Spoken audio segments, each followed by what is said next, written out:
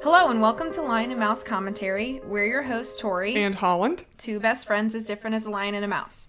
Today we're reviewing Day6's album, Book of Us, Entropy, and we'll be ranking it on an objective scale of 0 to 10 with only 2 points allotted for personal taste.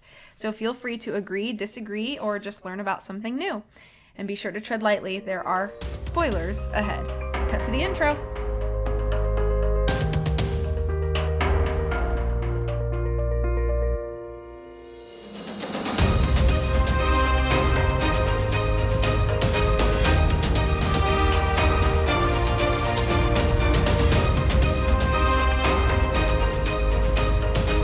Okay, welcome to the Lion's Den. For our new listeners, we break down the scoring system by category as we go, but the full breakdown is also available on our website.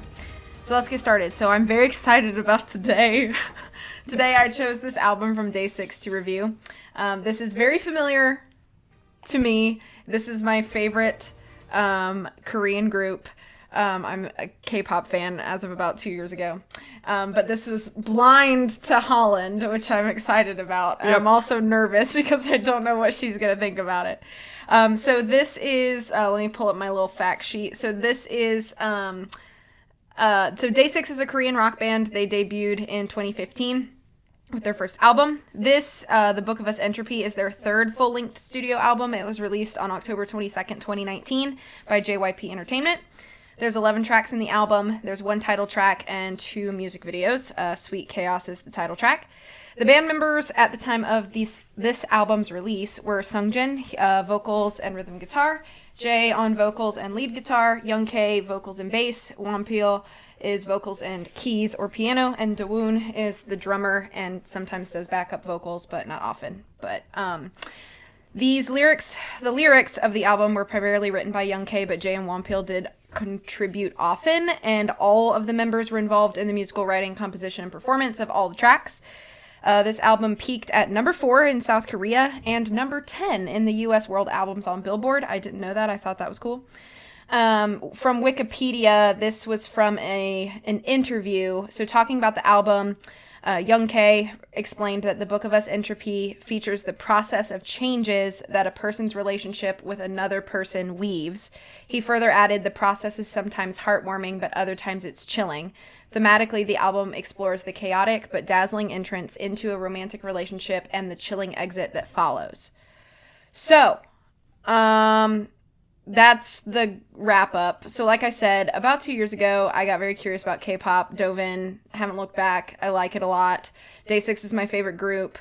And so when we started this podcast, and the point was that we were supposed to talk about things in media that we really enjoy and potentially show things to one another, I was like, this is my in to get Holland to listen to something like this. So I chose it for today's episode. That being said, the first category will be kicked off by Holland. So right. I'm very curious to hear what you have to say. Yeah, so full disclosure, I'm not a K-pop fan or stan. So in general, I would like to say that I have a broad range of musical tastes, but I tend to not gravitate towards pop, K-pop style, boy band-esque sounding music. So a lot of K-pop does kind of fall into that kind of very broad category, although I do acknowledge it is pretty distinct as its own genre. So Tori and I come into this review from very opposite ends of the spectrum. So haters don't hate. I'm just going to be honest and open. And so you kind of, if you're interested in experiencing this medium with us, you'll kind of get a good idea of where you fall on the spectrum of like and dislike of kind of how to approach it. And maybe you can kind of ascertain whether or not you would enjoy it or not. So I think that's one of the benefits of this podcast. But anyways, that's kind of a rabbit trail.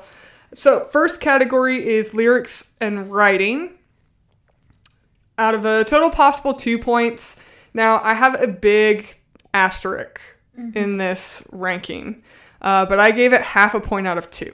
Okay. And the big asterisk of this is it's not in English. Right. The lyrics of this album are not in English. There are some English words used in the lyrics of this song. However, it's extremely difficult to in my opinion, it's extremely difficult to accurately evaluate the lyrical quality of something when you don't speak the native language that it's in. So for example, the symbolism, the metaphor, the lyrical poetry, the complexity of the lyrics, all of that is really difficult to evaluate because I don't speak Korean. Mm-hmm. So the translation that I'm reading while I'm listening to this music is just not really an accurate depiction of the quality of the lyrics. So I can't accurately assess the lyrical quality of this album because I don't speak Korean. So that's the big caveat to this. So I'm not saying that I think that the lyrics of this album are poorly written, but I can't accurately evaluate it because I'm a native English speaker.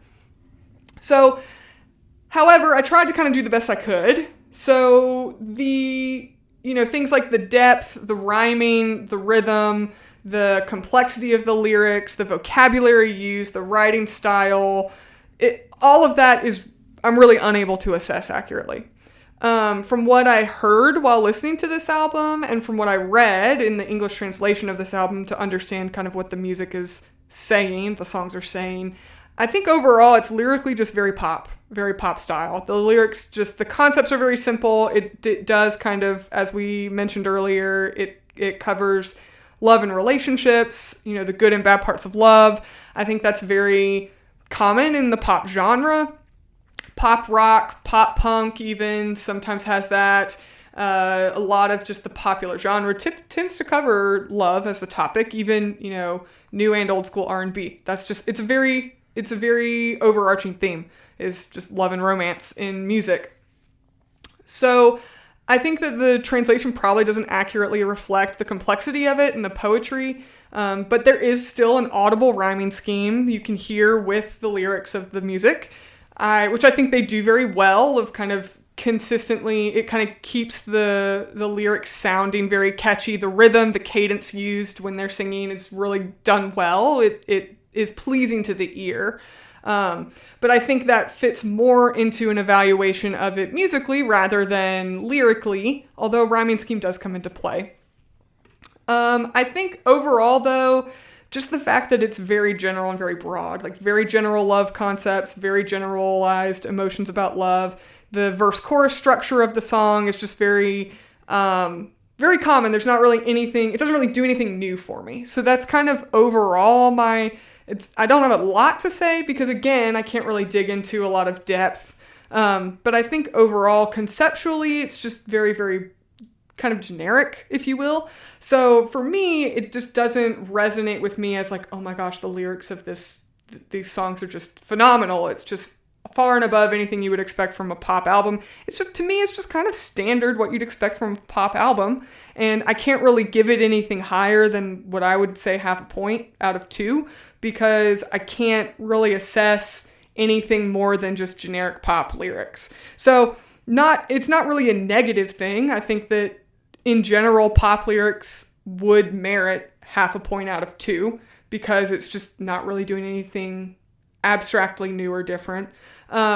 So I don't really have anything more specific to say to that because I'm not going to in any way try and read you lyrics in Korean because I couldn't even pronounce them properly. But yeah, I think it's kind of what I would naturally expect from kind of a generic pop rock album, boy band style, like American equivalent of like One Direction or the Backstreet Boys, just, nothing really earth-shattering, but just kind of good, simple, steady, pop vibes. So lyrics, 0.5 point out of 2, but with the big caveat that I really can't analyze it accurately because I'm not a native speaker of the language that this music is in. Okay.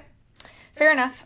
So for lyrics writing, I gave 1.5 points out of 2. And it's funny because I don't disagree with any of your points, but I look at them differently. So I'm going to talk about that. And that is why we have this podcast. That was so loud. Okay. So, yes, it is kind of awkward to know what the message is when you don't speak the language that they're singing. So this is true.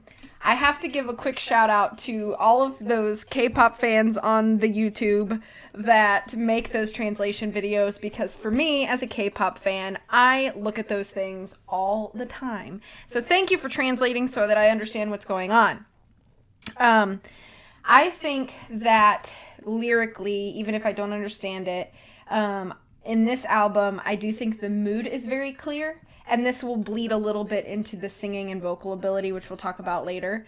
But I think that reading the translations has made it more helpful to kind of notice that there is sort of a mood. And I do think that that mood is very cohesive through the entire album, as far as like the lyrical theme, I guess you would say.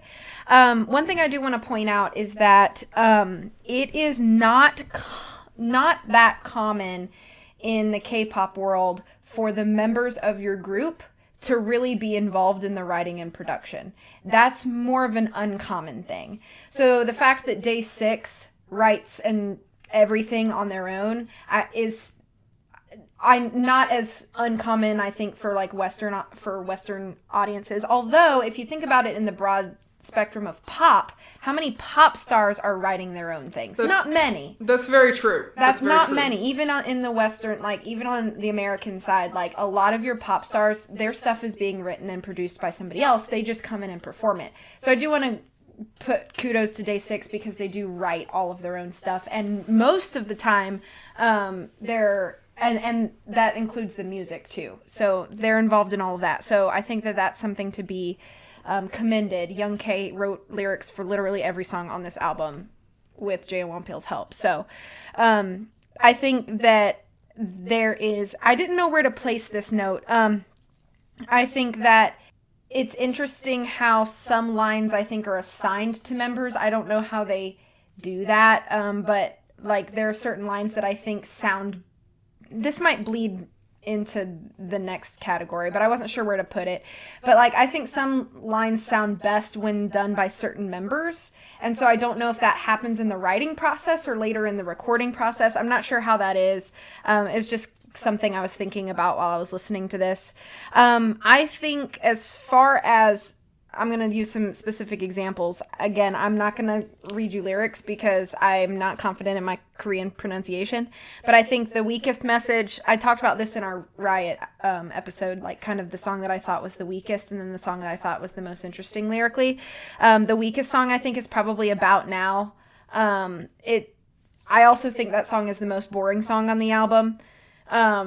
It's just kind of like, I don't know, it's kind of meh, but I think the most interesting song lyrically is the song Ouch. The translation basically talks about how their partner, I guess, that they're talking to is just like overly critical to them. It's just like, why, haven't you eaten yet? Why are you being late? Like, it's just like all the lines are kind of like dealing with this person who's just like overly critical, and it's like this strange apology to that person, and I found it a very strange but interesting kind of message, I guess, through that song. But I do think that this album is a little bit angsty, and so it gets a little redundant after a while. And for an example of that, the song Stop Talking is just basically about hurtful use of social media, which is interesting to come from, I think, like a Korean pop star. But the whole thing sort of bleeds a little bit of angst. I think the strangest song on the album is Emergency, but I'm not gonna lie, I bopped to that song pretty hard. It's just very catchy, and there's a lot of strange use of like sound, and I'll talk about that a little bit more in production. But as far as lyrics and writing go, I did just give it 1.5 points because there is that language barrier, and it's hard to get over if you're not willing to just sort of like take it for what it is. So like when I listen to K-pop, especially if I'm listening to a song I've never heard before, like I am just listening to it for the music. It's not until later, if I decide to dive in deeper to the song, that I'll even get any of the message. So really, I think that's the biggest wall, is the language barrier there. Yeah. So, and I did also want to mention that when I was reviewing this album, Toria's heard this album multiple times. She's listened to the tracks multiple times. I deliberately listened through this album one time and did my review based on that. So I didn't, some aspects when I was trying to like cover the entirety of an album, like for cohesion, for example, I would go back and just kind of hear the initial few seconds of a track to just get kind of a broad concept of the flow, if you will. But I deliberately listened to it just one time and didn't put songs on repeat or listen to them repeatedly because I wanted this to be kind of an accurate assessment of somebody who does not typically listen to K-pop and my kind of initial impression. A lot of times when you listen to music, the more you listen to something, the catchier a song gets. So I think that's completely valid. So my review, just as full disclosure to my review, it really is kind of an initial impression of an album that I would not typically pick up and listen to. So to kind of put that on the table for our listeners who may say, well, I'm never going to listen to a K-pop album. Well, if you listen to it once, this may be your impression too. So I just kind of wanted to put that out there. I meant to kind of say that at the beginning, but I forgot to. So we can move into our next category, which is singing and vocal ability. This has a possible total of 2 points, and I gave this album 1 out of 2 points. So I think one of the strongest aspects of K-pop in general is that all of the members are pretty strong vocally.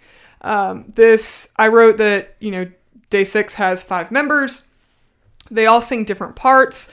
I personally kind of think this is more of a criticism, but some people would attribute this as a strength of a K-pop album. I think a lot of times the members are pretty much indistinguishable from each other. I thought that at the beginning, when I first got into K-pop, it was very hard for me to distinguish voices from each other. It's now that the groups that I follow very closely now, I've listened to them so much that now I can distinguish when I hear them. But initially I was like, how does anybody know who is singing? Right. And so it's like I was watching kind of a lyric video on YouTube when I was listening through this, and they highlighted like the different members as they were singing different parts. So it was kind of nice to see that, to have kind of a visual representation of who is singing what. But just listening to the album, for me, as a first-time listener especially, cannot tell the difference between who is singing what. I think there's one member that has a voice that does sound pretty distinct. I bet I know who you're talking about. But I'll kind of touch on that in a minute. So even though they're relatively indistinguishable from each other, or very hard to distinguish, there's a lot of cohesion. So it's pretty impressive that vocally they're all able to sing a song in the same key, with the same notes, and all match each other in, pitch and ability. Although I do think that they still do a good job of playing to their strengths with different aspects of where the song is moving musically. I think they, vocally all sound pretty equal, with the same vocal range, the same tone throughout the album. It doesn't necessarily seem to showcase anybody's ability, though, and I don't know if that's really a positive or a negative, because you would think that there would be one song where typically in bands where multiple members sing, there's a song where one member sings the lead, then on the next track a different member sings the lead, rinse and repeat. But I think that in this particular album, they don't do that at all. And that's deliberate. That's a deliberate artistic choice, is that nobody is really highlighted. And I don't know. I know that that's pretty typical to this Korean genre of music, but coming from a Western perspective, I kind of like songs where you can highlight the different members and you hear distinction in their vocal abilities. For example, like a Western band like the Eagles, it's a rock band. You have songs where Don Henley is singing, you have songs where Glenn Frey is singing, and so you have this very distinct vocal ability of the two different members, and even though they predominantly sing, when you're listening, this song fits Don Henley's voice, this song fits Glenn Frey's voice, and in this album in particular, you just don't have that. That's just non-existent. So I think that it kind of boils down to personal taste, whether that's a pro or a con. I tried to keep it pretty neutral, as it's not really a pro, it's not really a con, it's just a distinction of the style. I do think that the song About Now, these weird backing vocals I found... yeah. Oh, God. I found it so annoying. I was like, I wrote with an exclamation point at the end, did not like this song. Because it's my least favorite. I thought the backing vocals, that was just a poor choice. It's not really a slam on their ability. It's very annoying, I think. But I do think that as far as vocal ability, I kind of picture this album as just a flat line. It doesn't go up into a mountain. It doesn't go down into a valley. There's no ebb and flow. It's just consistent throughout. And I don't think that that's necessarily a bad thing, but I think it kind of makes it uninteresting as far as vocal ability goes. There's not a lot of, it doesn't really showcase anybody's talents.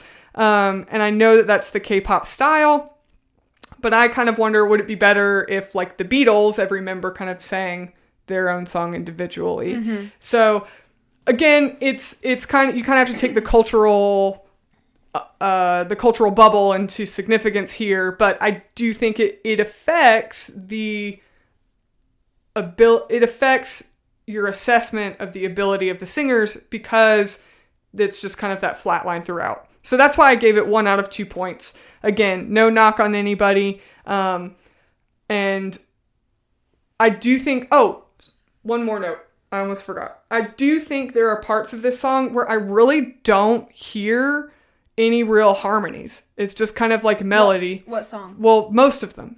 In general. You said songs, so I thought you meant a specific. No. With most of the songs, I don't really hear a lot of use of harmony or backing vocals, because they all just sing the melody throughout. They just alternate parts. So I think that I would prefer to have heard a little more distinct harmony. Okay. Kind of the way that, a band, may have a male singer and a female is singing backing vocals. You can hear that really distinctly, but I think that kind of also falls back on the fact that the members all have very equal vocal range and tone. So even if there is harmony, it's kind of hard to distinguish who is singing it, because for all you know, it could be like somebody singing their own harmony, kind of the way Hayley Williams does sometimes. Right. So that was really the only, not really negative, but kind of like I wish that, they had more of that. Do you know what member has the more distinct voice that you mentioned earlier? I can guess it, but I don't know if you have it written down. I said I didn't write the name, but whoever plays the keyboard. Wonpil. Yep, I knew that's who you were going to say. Yeah. I think he has the most distinct voice in the group. And I think he has kind of the only distinct voice. Yeah, his tone is much more nasal than the other members. So I think he's easiest to pick out. Yeah. So 1 out of 2 for you. Okay, so I did 2 out of 2 for singing and vocal ability. So I picked this album of all of their albums because I knew I wanted to do a Day6 album. And I picked this album for 2 reasons. 1, it's not my favorite album. I want to put that out there. It's not my favorite Day6 album. But I think it's the most consistent of their albums. And musically, I mean. But the second reason that I picked this is because the very first Day6 song I ever heard was Sweet Chaos. And it was the vocals and harmonies, which that's one of the songs that I think there are distinct harmonies. I would agree. That track is an exception. Mm-hmm. So, but the vocals and the harmonies were what made me want to listen to more Day6. So it was like my first initial exposure to them. And I was like, these guys are really good. I want to hear more of their stuff to see if it's all this good. And it is. I actually think so that of their title tracks, like looking at their whole discography, I actually think Sweet Chaos is one of their weakest title tracks.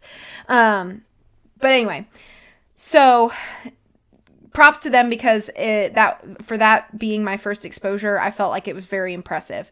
I think the best vocal flex on the whole album, though, is the song 365 24/7. And that part of the reason of that is because even Dawoon gets a moment to shine vocally. He starts the bridge. And he's got that distinct, very low bass voice that you hardly hear on the album because he's normally just jamming on the drums. He doesn't sing very often. So the first time I heard that song and hearing Dawoon come in and sing made me very excited because I felt like it just added a fifth layer. And then all of the members kind of do this harmonic sort of like call and response with him, and I really love it. So that's, I think, vocally the best song on the album. I actually have a note about Wonpeel's voice. It is the most distinct. When I first started listening to Day6, though, I actually didn't like his voice at all. It had to grow on me. I almost felt like his voice sounded almost childish, and I didn't really like that. But as I've listened to them more and more and more, I just see it more now as like, I think his distinction is a strength in the group. And I like it more than I used to. Yeah, I don't know if I typically like his voice, but it was the one voice out of the rest of the group that I thought had the ability to stand alone. Mm-hmm. Yeah. I kind of want to talk about what you're talking about, how it's kind of like a distinction of the genre that you have all of these members that sing, and so they often just alternate parts. And again, I think it kind of just comes down to a matter of preference. You see this in K-pop a lot, where it's usually just one person at a time singing, and sometimes it's like, I really just want all of you to sing at the same time and give us this really fleshed out harmony. This doesn't really happen in this album. It does happen in my favorite song in my favorite album, which is their Moonrise album, has a song called I'll Try, and they have a completely a cappella 5-part harmony chorus at the end of that song that's just amazing. So I know the ability is there. They have the ability. They just don't showcase it in this album, but I don't necessarily think it's a bad thing, because this is one of their rockiest rockiest not as in like unstable, but like sound wise, it's very rock and roll. And I think that maybe that's part of the reason, is that you really don't need more than one vocalist at a time in a lot of these styles of songs. I really love the chorus in Stop Talking. They trade off pretty quickly. It goes Jay, Wonpeel, Young K, back to Wonpeel, and then Sungjin comes in on the bridge. And it's, if you're not familiar with the members, like you mentioned, Holland, you can't tell that they're switching, and it just kind of flows seamlessly. And I really think that the final song on the album, Like a Flowing Wind, is an interesting song. It's not quite a ballad. It is kind of fast, but it feels more like a ballad.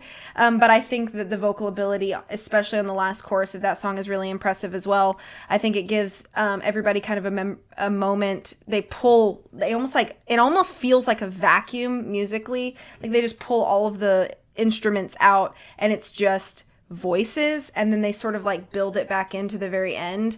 And I think it's really, really good, and it gives you kind of a moment to just sort of focus on just the vocals, since so much of this album is heavy music. And I'll talk about that in the next section. But one of the reasons I love Day6 so much is because of their vocals, and I think that they really do shine.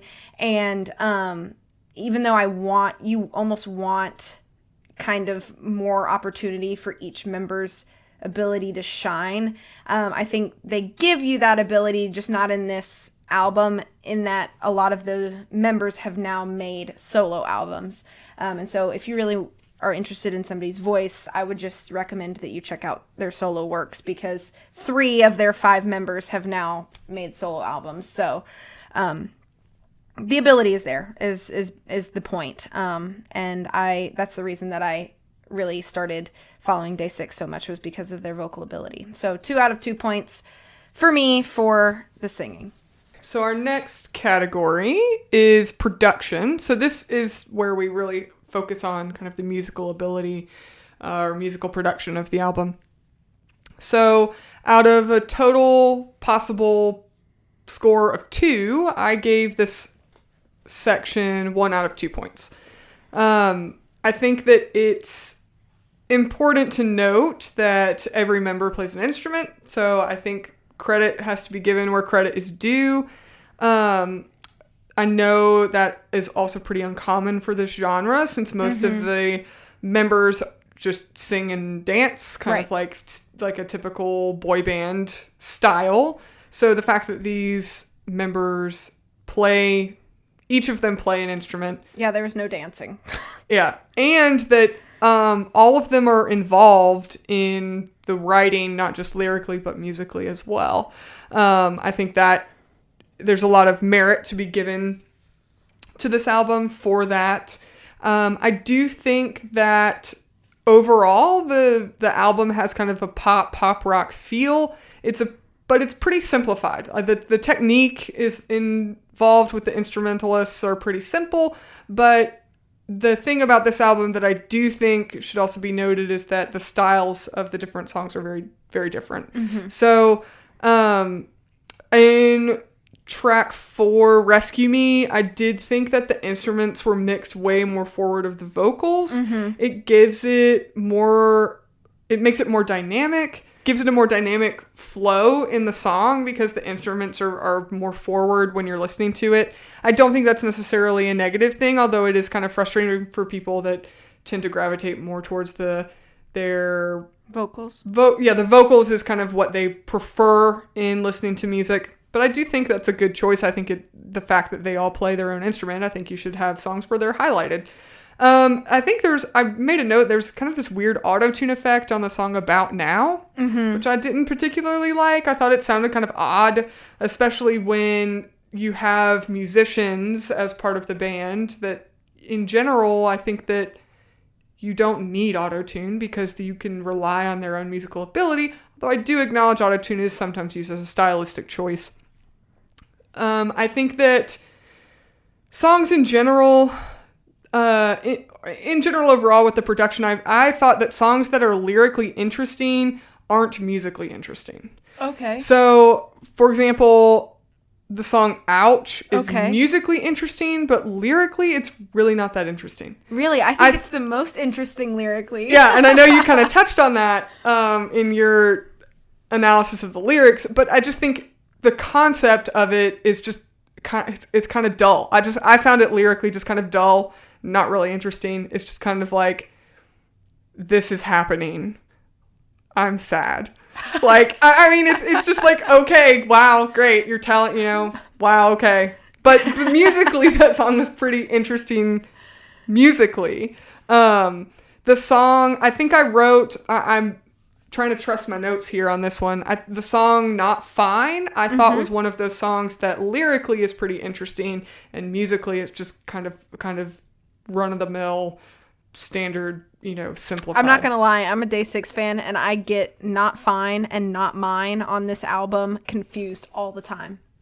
So, I think that overall the production is good, but I do think that it's kind of one of those things, I mean, I don't know. It's like, I'm tempted to say this, but I also am hesitant to say this. Like, the Beatles is probably the biggest boy band that's actually a band known to mankind. Mm-hmm. And it's like you still had songs that were just lyrically really complex, and you had songs that were musically just really innovative. And then you had like the butt of the joke, Ringo Starr, was that he wasn't even a good drummer, Right. And it's like, we didn't really need to be because it's the Beatles. Mm-hmm. But I kind of feel like there are parts with Day6 where, yes, they play their own instruments, but it's not like they're great musicians, if that makes sense. It's like there are parts where they play well, but it's not anything that's revolutionary to what you've heard before with the standard kind of pop rock band. So I would not go so far as to say all of them are just like the Ringo Starr of their own band. But I do think that in general, when you have a band of musicians, typically those musicians have had to kind of earn their keep in the band and have some pretty exceptional musical ability. And I just didn't really hear that on this album. I think they're good. I mean, they're better than what I could play. By no means am I saying that I could play better. But I think that overall, they just kind of sound like a generic pop band. They don't sound like this guitarist has this phenomenal talent, so they don't have to write interesting lyrics because musically they're so good. Likewise, they don't have lyrics that are so incredible that musically it's okay if it's just mediocre. I'm not saying they are mediocre, but I felt like there were some songs where they just kind of fell flat either lyrically or musically, and they were not really exceptional in either category of lyrics or music. So that's kind of why I gave it 1 out of 2 points. Okay. All right. Are you salty? I'm recovering from that. It's Sorry. fine. No, I think, okay, so I picked this album because I thought that it was going to be the one you would like the most from them. And hearing your notes makes me think I picked the wrong album, and I know what album I should have picked instead. And so now I'm like, maybe I made the wrong choice, but it's fine. Well, you shouldn't pick the album that you think that I would like the most. You should pick the album that you like the most. Well, then I definitely messed up because this is not my favorite album, although I do really like this album. But I wanted it to be like enjoyable enough for you for the episode, you know? So that's why I just made the decision I made. But okay, for me in production, I gave it a full 2 out of 2 points. I will talk about why. Emergency is the weirdest song on this album. It's the weirdest song on this album. But it is so catchy, and they use the use of sirens, heartbeats. There is laughter that they incorporate into the music. Just different things like that. I found creative. Like, I really did. Do I think it's the best song on the album? No, I don't. But I think it's the production of this is unusual and like ear catching, for lack of a better term. Yes, absolutely. They also put cowbell in 2 of their songs, Deep in Love and Rescue Me, and it sounds really good. I like it. Okay, so I just want to make a point that putting, other sounds like, heartbeat or siren or whatever in music is fine. I think that is creative aspect of the production. Mm-hmm. But personally, I didn't really take that into consideration because in my perspective of this, I'm kind of evaluating this. I mean, technically, to be fair, I probably should have because I am evaluating the whole album. I'm not evaluating the members of the band. You know what I mean? Mm-hmm. So I'm probably in the wrong on this one as far as taking that into consideration.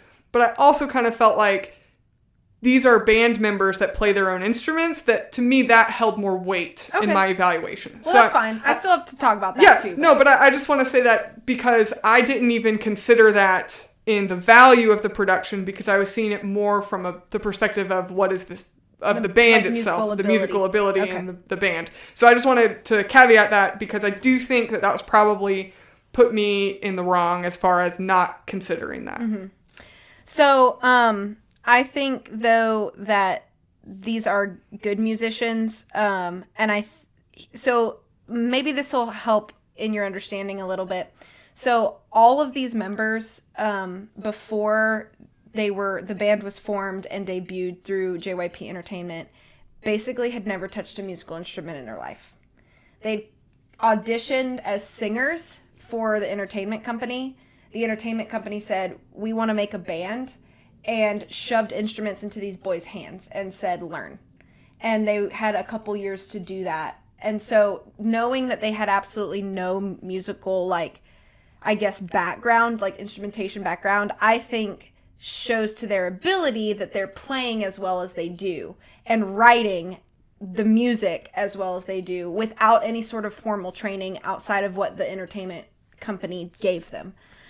Which I'm sure they have good teachers and things like that. But I think knowing that it's like, wow, okay, so you just wanted to be a singer in probably a traditional K-pop group or whatever, and then ended up having to learn these instruments. So I think that they do really well. The only exception to this is Dowoon. He had been a trained drummer, but he was a jazz drummer before he was ever in the company for Day6. So he's the only one that had any sort of formal training. I think that there's a great blend in the mixing, kind of like you talked about. There are songs that are more music forward, and then there are songs that are more vocal forward. I wish we had a little bit better of a balance of that, because I feel like a lot of these songs are very vocal forward, and there's only a few that are really music forward, and Rescue Me is one of them.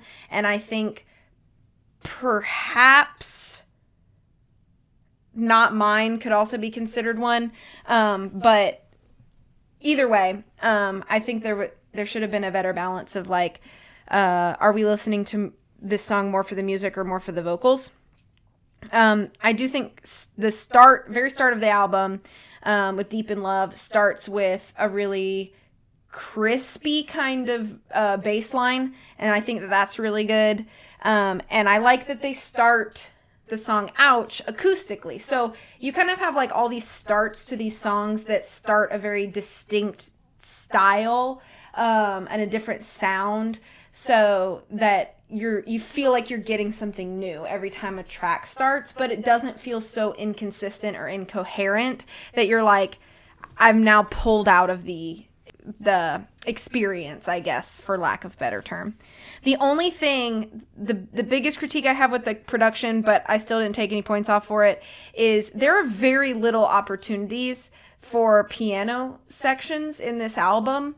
And I think it's mostly just because the style of this album was a little more pop rock than previous albums. There are some previous albums that have a lot more acoustic style songs, and we get these lovely piano pieces, but we have almost no piano. I think really we just get piano in Like a Flowing Wind, which is the very final end of the album, and you're basically like, it's like a wind down after all of the hype, because there are so many hype songs, and then you have like 2 chill ones, and that's About Now and Like a Flowing Wind.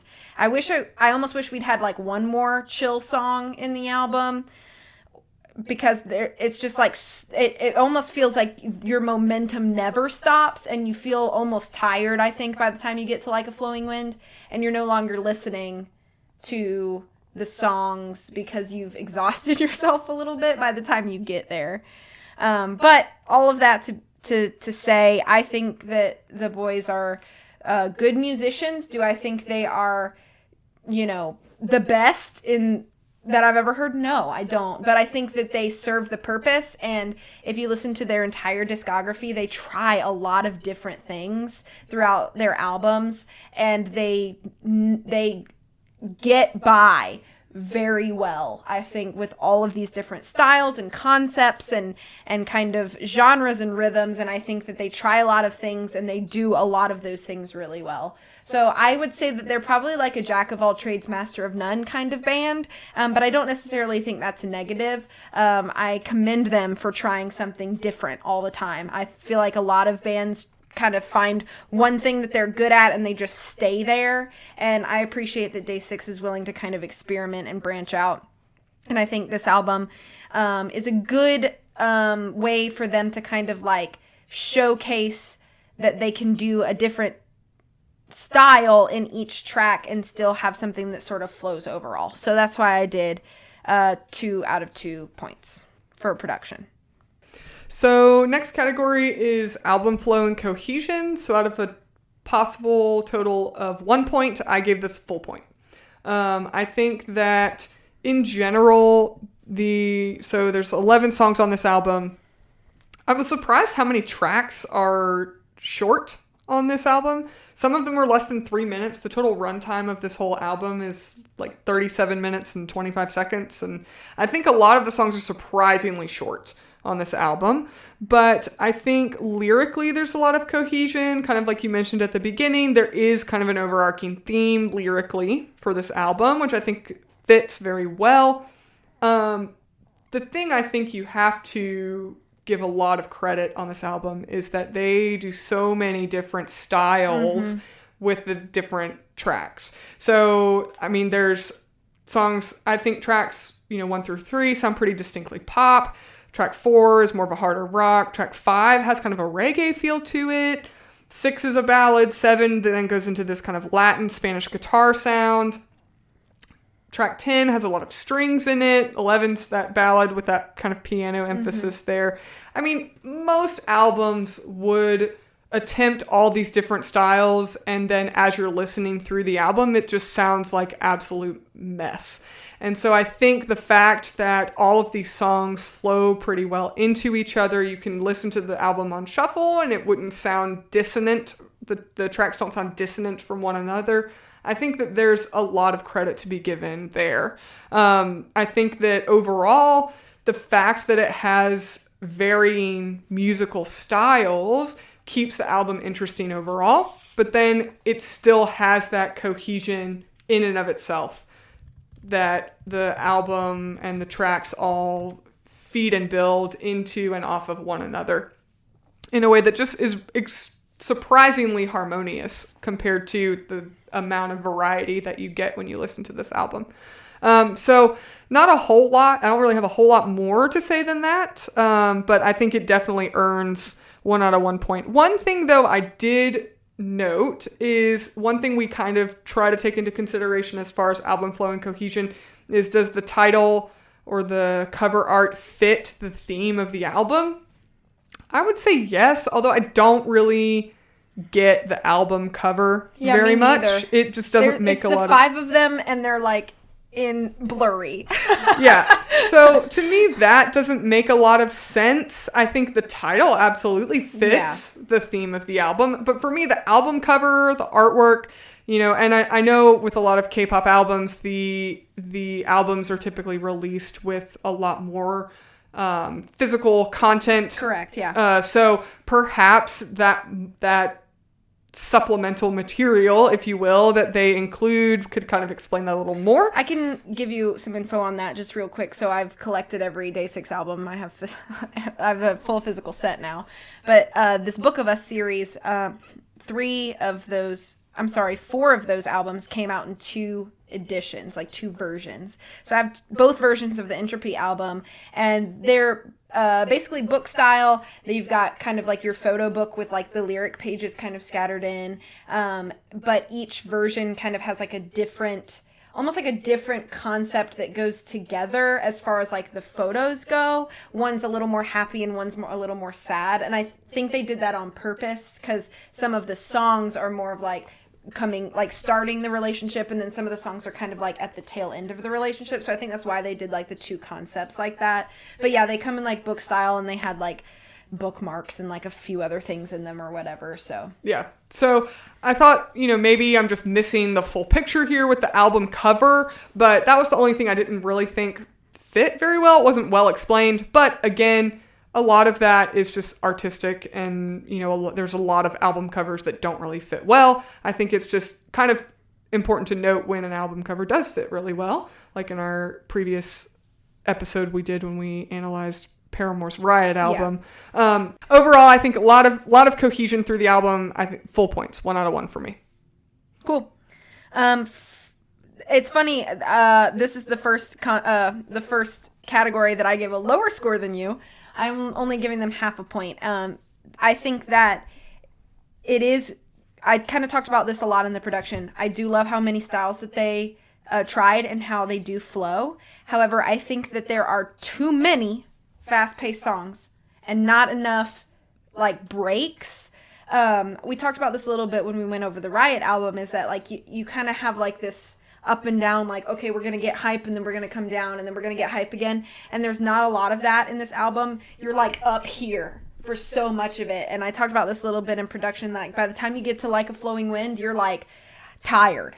You're like, okay, we just went through a lot. We've headbanged for 35 minutes at this point and I'm tired. So I think that in that case, I almost wish that they would have moved About Now up, like maybe after Emergency, and then given us like another slow track somewhere between like Ouch and Not Fine, or Not Fine and Stop Talking, perhaps.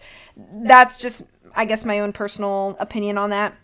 I think they kind of get away with it though, because I thought about that as part of the album flow, but the chunk of songs, there's a chunk of songs that are pretty high energy, and the track time for it is 3 minutes 18 seconds, 3 minutes 22 seconds, 2 minutes 53 seconds, 2 minutes 59 seconds, 3 minutes 17 seconds, 3 minutes 36 seconds is the following one. So to me, it felt short. The songs felt short enough that I felt like as the song transitioned from one to the other, I felt like I got that break that I needed. So I think for a first time listener, because a lot of the tracks are so short, most of them are under 3.5 minutes. I think there's 3 tracks that are longer than 3 minutes and 40 seconds, and the rest are under that. And then a couple are under 3 minutes completely. I felt like you didn't need as many breaks because the tracks themselves are not as long. Okay. Well, I can see that. I do think that I like how the rhythm is shifting through the whole thing. I think sometimes this happens especially in like pop albums, is like you feel like you're on the same beat for the whole album and you just want something different. And I think that they do a really good job at kind of shifting that rhythm. Not just the sound and tone of the songs, but just like the whole rhythm is different. And so you feel like, okay, we're like on a different flow now. And I think that that's a really great sort of thing. As far as like the cover art goes, I don't really understand it. They're standing in sort of like a diagonal line and they're all just slightly blurry. It's like you can't tell if they're really moving or not. So maybe that's the point. Maybe it's like in the relationship, are you moving forward or not? Maybe it's supposed to be something deep like that. I don't know. I'm just extrapolating at this point. Maybe we just missed it. Maybe we just missed the depth. I do think that Like a Flowing Wind to end the album is a great choice. And I also think starting with Deep in Love and that like crunchy bum bum bum bum bum bum bum bum bum bass line is really nice to kind of like get you. It's like a ramp up in that first track, and so you feel good, and then you kind of get like that lovely sort of resolution at the end of Like a Flowing Wind. So I think in that regard, the album flow is really good. It's just those few critiques that made me not be able to give it a full point. So that's why I gave it 0.5 point out of 1. All right. So next category, we got 2 left. Next category, personal taste and preference. As always, possible total of 2 points. I don't want... Tori's looking at me with anticipation as I'm about to give my score. So I hope you are too as you're listening to this. All you K-pop stans listening to this podcast. I gave it 0.5 point out of 2. For personal taste and preference. Better than 0. Which is, it's not a 0. So 0 would mean I don't like it at all. But 0.5 point, and my kind of thoughts on that are, maybe I'm too dumb to understand the genre, but overall I think what I fail to enjoy at this point in my life in general is just pop music. So generic concepts and style doesn't really bring that much to the table for me. Lyrics are what I really gravitate towards with music. So it's very difficult for me to enjoy K-pop because of that language barrier. So even with interesting musical styles, it's just hard for me in general to enjoy pop because the lyrics tend to be kind of generic and bland. And then with the language barrier of K-pop, it's just really hard for me to enjoy it. The thing that I listen for the most in music when I listen to music is the lyrics themselves and how it's written, what the words are, what the song means, the concepts, I don't gravitate towards poetry per se, but lyrics do have a big impact on how much I enjoy music. So for me, it's pop, kind of a pop genre, so that's already tough for me to really get into, and then the language barrier just kind of exacerbates that. It just makes it very difficult for me to enjoy to the extent that, some people that don't speak any Korean can enjoy K-pop very much, and I think that's completely fine. So for me personally, it's just kind of tough for me to really enjoy. But again, no discredit to the quality of the music or to the ability of the musicians or the quality of the songwriting, but just overall, I just really can't give it more than 0.5 point out of 2. Okay. For me, this probably comes as no surprise. I gave it 2 out of 2 points because I love Day6 and I listen to them all the time. I did want to touch on the music videos, which Holland doesn't care about, but music videos mean a lot to me, as I discussed in the Riot album.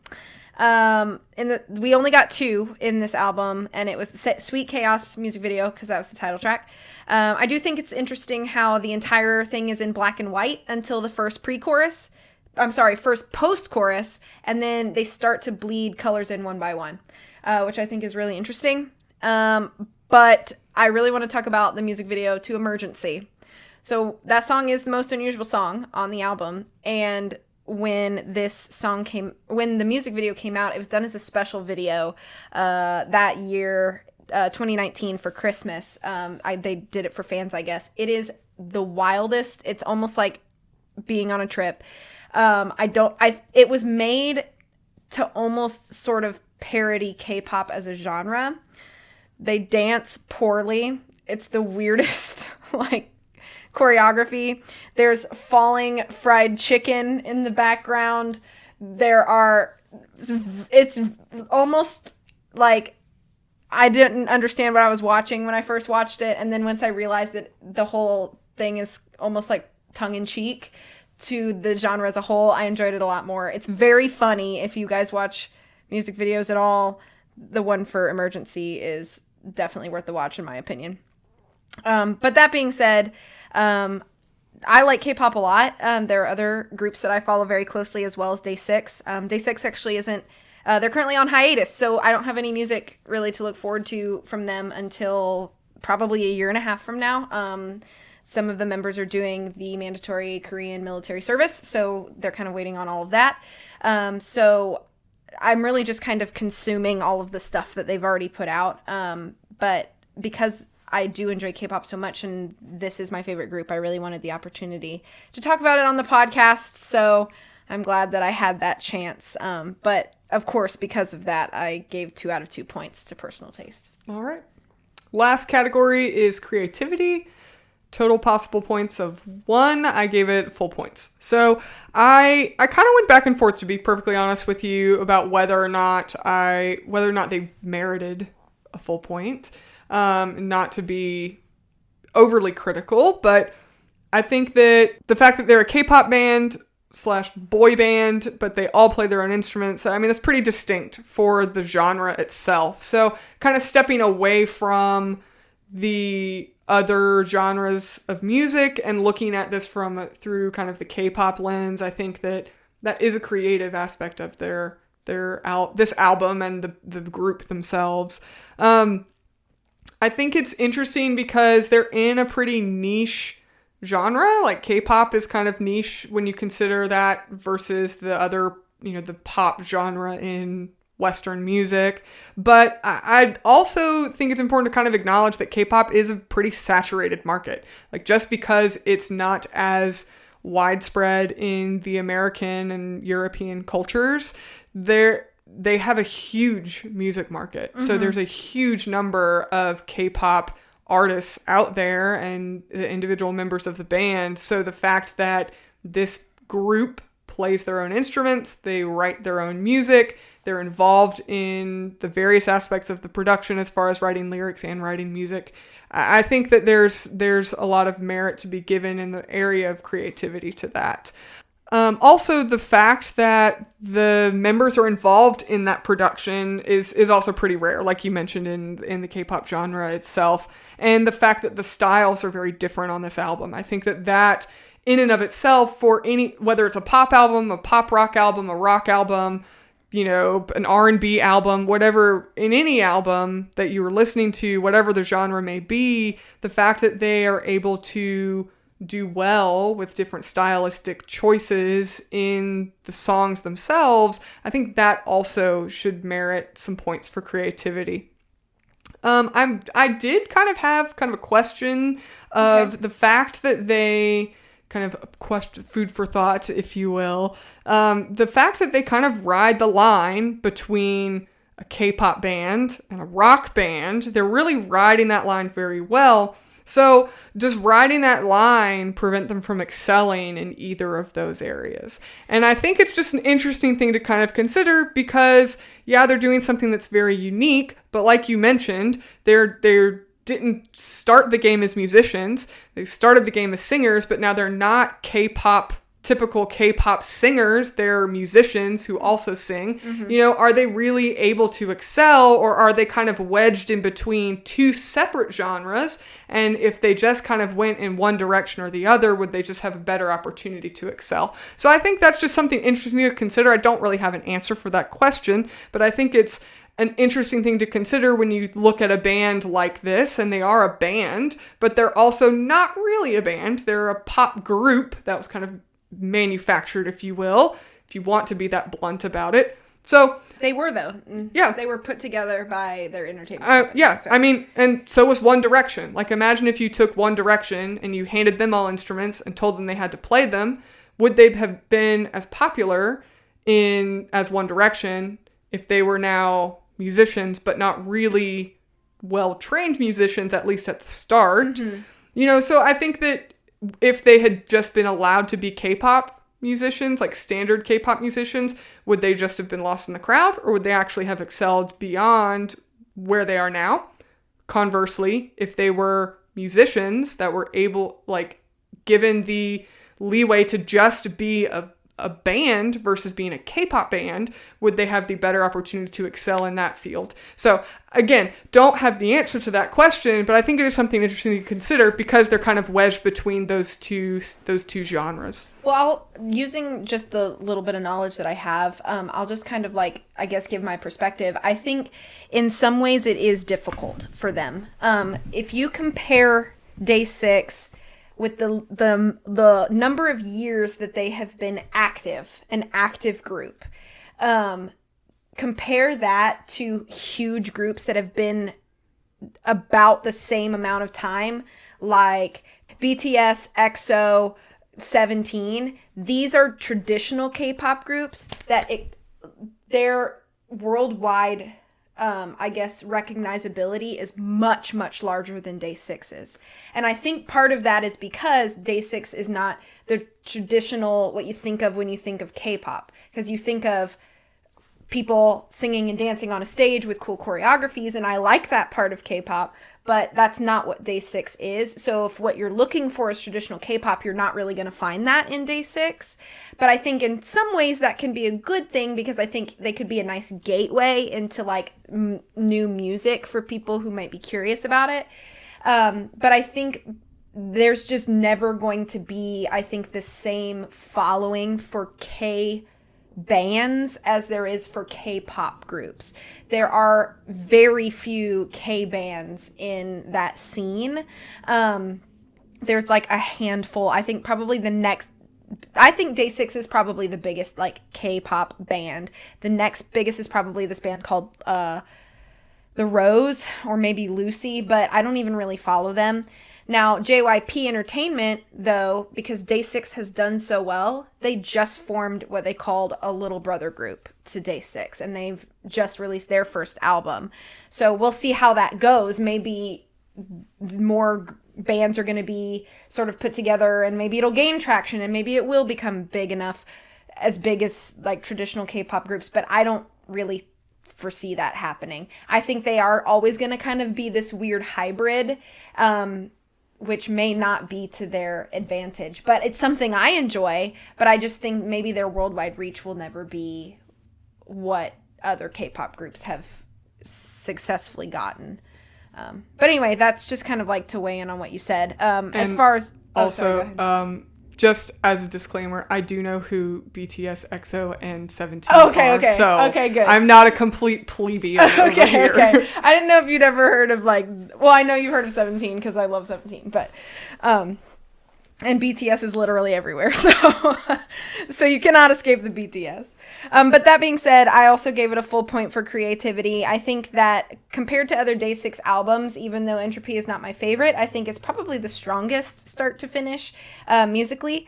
I think it was kind of like the height of proving that, like, they could do something different with every track. And since they don't have many full albums, they mostly have mini albums, which are 5 to 6 tracks. It's nice to get a full album with 11 tracks and feel like, okay, they did something great with every single one of these. And I think that Emergency alone is creative enough to get it a full creative point.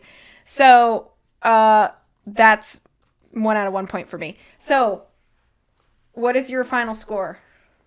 My final score for The Book of Us Entropy by Day6 is 5 out of 10. Ah!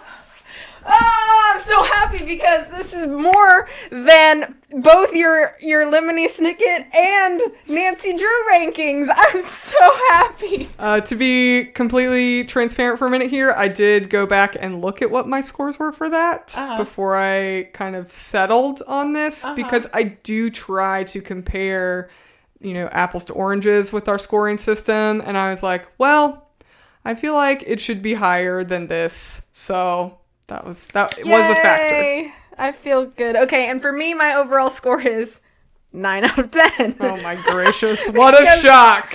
I love Day6. I should have worn my Day6 hoodie while we were recording this, but I did not. Okay, and with that being said, are you ready for lightning round? I am ready for lightning round. Oh, I have to pull it up. Lightning round. Okay, there's not many. Favorite track?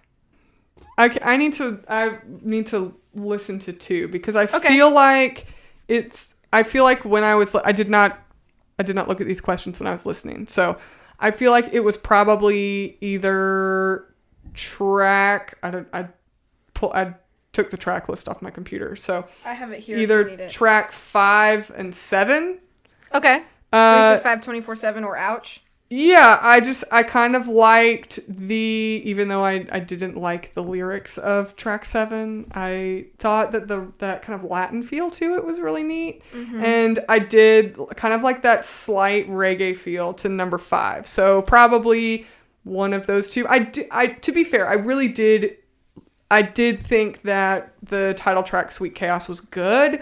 I don't know, maybe I had higher expectations for it because when I listened to it, I was kind of like, this isn't as good as I thought it was going to be. I think it's one of their weaker title tracks, and I don't think it's the best song on the album. Yeah. So I think I did enjoy it, but I was kind of like, this isn't as good as I thought it would be. But I did like how musically, the really distinct flair to those 2 tracks that I just mentioned. So my favorite song on the album is 365 24/7. I think it's so good. Has a very cool kind of rhythm to it. Okay, least favorite track. About Now, because I just think those background vocals are beyond irritating. I almost did not listen to the whole track. That was one of the tracks I was almost like, I'm about to skip this track because I find it so annoying, but I muscled through because I have a job to do. So thank you. You're welcome. Yeah, About Now is also my least favorite. Okay, did you have this might be a hard question. Did you have a favorite voice among the members? So it is a hard question because I haven't listened to them extensively enough to really be able to pick out the various members. So I would probably say no, except that I did like that the keyboard player's voice sounded so different from the others. Okay. So even though I don't think I would say that his voice is my favorite, I did like that there was a little more variety when he was singing as far as comparing him to the rest of the band. But I wouldn't say that he's my favorite. Okay. My favorite voice is Jay's voice. He's also my favorite member. He's no longer in the band, but yeah, anyway, I just really enjoy Jay's voice. Plus, I think he's great as a lead guitarist. I want to retract something I said earlier because I remembered it as we were talking about it. Jay also did have some guitar experience before he went in because the reason that he got signed to that company, JYP Entertainment, is because he won basically Korea's version of American Idol. Well, not won. He was like a finalist. I think he placed like 6th or something, and he was signed because of that, and he did play guitar in a couple of those performances. So I want to retract that. I know it's a strange place to do that, but I just wanted to do that while I was thinking about it. Okay, question 4. If you could choose a Western song, so like an American song for Day6 to cover, what do you think they could do a good job at? What do I think they could do a good job at, or what would I like to hear them cover? What would you like to hear? Yeah, what would you choose? I mean, I don't think it would be better than the original. I do have to say that. But I do think it would be really interesting to hear a band like Day6, that's a Korean K-pop band, play something like Hotel California by the Eagles. like some just classic American rock music. Or one of my favorite Eagles songs is Witchy Woman. I think that would be really cool to hear. So I would probably pick that. Okay. I just think it'd be cool to hear it's a completely different style from like the pop rock K-pop version of what their, genre is typical to. So that's what I'd probably pick. Okay. I think I would want Day6 to cover. I was actually having similar thoughts to you as kind of something more classic at this point. And I was trying to debate between, this is going to sound so silly. I feel like they could do a really good job of Rosanna by Toto. I feel like that would be interesting to hear. Or something like, I know it's kind of like an overplayed song, but something like Don't Stop Believin' by Journey, like something along that line. I think. They're kind of like classic 80s rock. Yeah, like classic 80s rock. I would like to hear something like that from them. Yeah. Okay, last question. Would you listen to Day6 of your own volition with me? I have before, so I feel like that's not. Yeah, but like, would you ever be like, put on some Day6? Well, I feel like if we go back to my review here, you would see that the score that I gave for personal taste and preference is half a point, which is 25%. So at best, I think your odds would be a 25% chance. All right, then that would happen. We'll just say that a no. We'll just say that's a no. There's a 25% chance. All right. Well, thank you guys so much for joining us this episode. We look forward to having you back. Just make sure that you're following us on our social medias. So we have Twitter at Lion and Mouse Pod and Instagram at Lion and Mouse Podcast. Our website's lionandmousepodcast.com. You can also find our rules of engagement and notes from each episode there on our website. We have a suggestion box where you can tell us what you'd like to review next. And you can also now support us on Patreon. So you'll get little gifts and exclusive content for that additional support. So please consider doing that. Give us a 5-star review on your podcast platform of choice. Thank you so much for listening, and we will catch you in the next one.